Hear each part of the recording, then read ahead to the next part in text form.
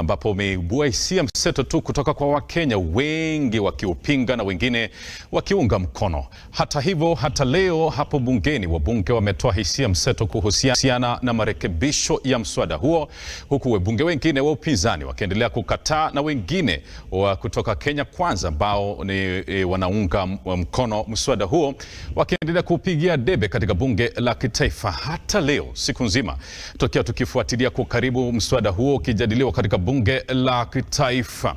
Mbashara kutoka hapa look up, mengi tu ambayo yamekuwa yakifanyika katika siku ya leo, lakini hebu na tuone ni kipi hasa kilichojiri katika bunge la kitaifa hapo awali. This bill is something that we must reject in its totality. Mr. Speaker, the economic situation in this country is very dire. Kenyans are struggling. Kenyans are suffering. Mr. Speaker, very few Kenyans can actually put 3 or 4 square meals in a day on the table.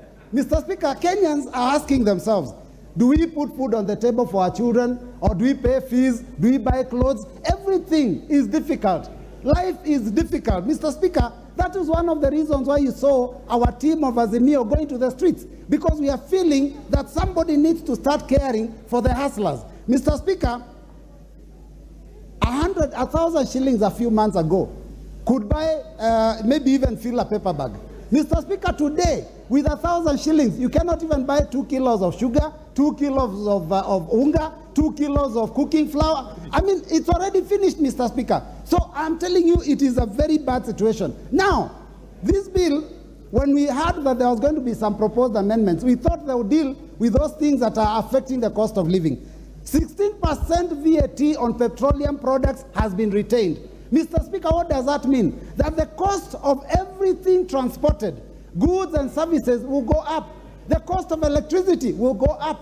Mr. Speaker, there is also advance tax that has been proposed on personal public service vehicles and, of course, on transporters. Again, Mr. Speaker, the minute you increase taxation, what it does, Mr. Speaker, is that will be passed on to the end user. And, Mr. Speaker, the end user is that person that we call the hustler. Mr. Speaker, who will speak for the hustlers? Mr. Speaker, our turnover tax, which is a tax on doing business where there is no profit, has gone up from 1% to 3%.